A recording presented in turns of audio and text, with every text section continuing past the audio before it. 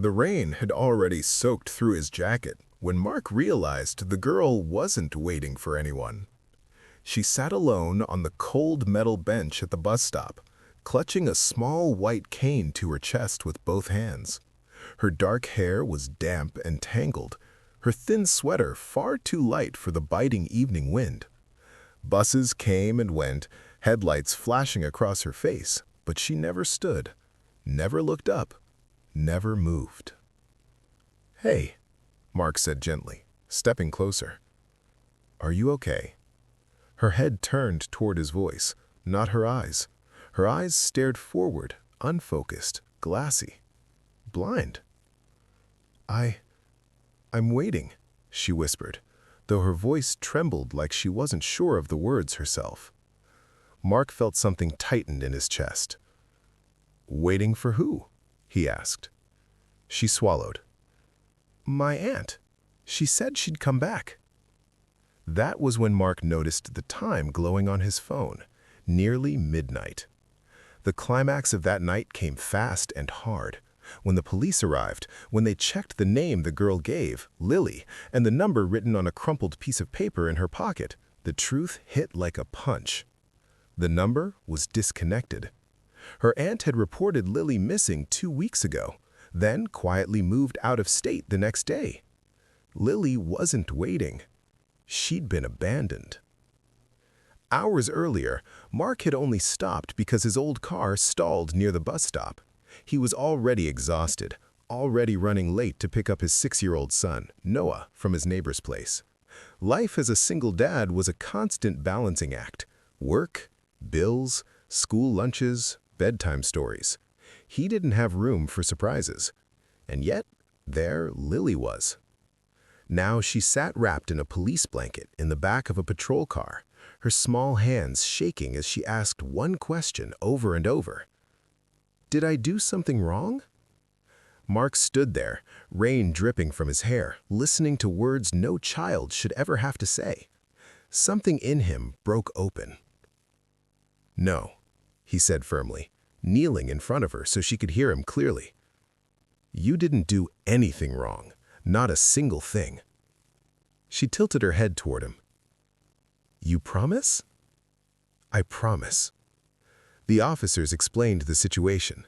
Child Services would place her in temporary care. It was routine, necessary. But as they spoke, Lily's breathing grew shallow, her fingers tightening around the blanket like she was drowning. He saw it, the fear he recognized too well. He'd seen it in Noah's eyes after his mother walked out 3 years ago, suitcase in hand, saying she needed space. Fear of being left again, fear of not being wanted. Without fully thinking it through, Mark heard himself speak. "Can she stay with me tonight?" The officers hesitated. Protocols, paperwork, but emergencies bent rules. Mark was vetted quickly, background checked, address confirmed, temporary placement, just one night. That night changed everything. At home, Noah stared at Lily from the doorway, curious and cautious. "Dad, why does she have a stick?" He knelt beside him. "It helps her see in a different way." Lily smiled faintly at Noah's voice. "You sound nice." Noah beamed. "You sound sad, but that's okay. I get sad too." Something loosened in Lily's shoulders. Dinner was simple, grilled cheese and soup, but Lily ate like it was a feast. She listened intently to every sound, the clink of the spoon, the hum of the fridge, Noah's constant chatter. She laughed softly when Noah described his dinosaur collection in dramatic detail. Later, when Mark tucked her into the spare bed, she reached out blindly, her fingers brushing his sleeve. "Are you leaving?" he said. "I'll be right outside. I'm not going anywhere." She nodded, trusting him without seeing his face. That night, Mark didn't sleep. He lay awake thinking about the paperwork, the responsibilities, the impossibility of it all.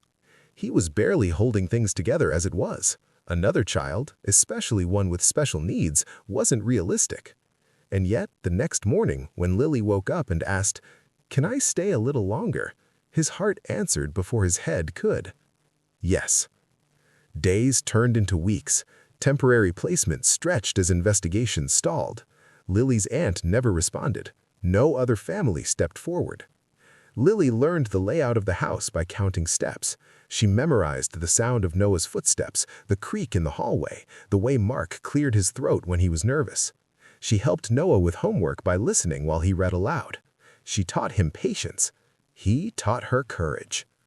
One afternoon, Mark finally sat across from the social worker, hands clenched together. "I want to adopt her," he said, voice steady despite the fear roaring inside.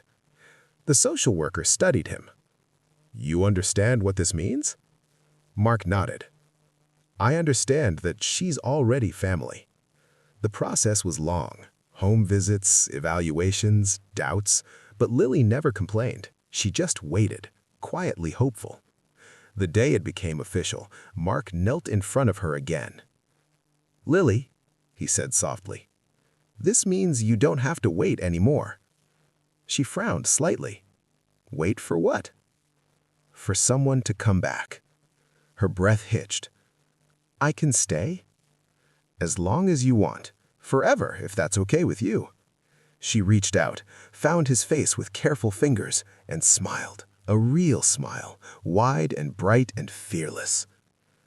"I was waiting at that bus stop, but I think I was waiting for you." Mark pulled her into his arms, tears finally falling.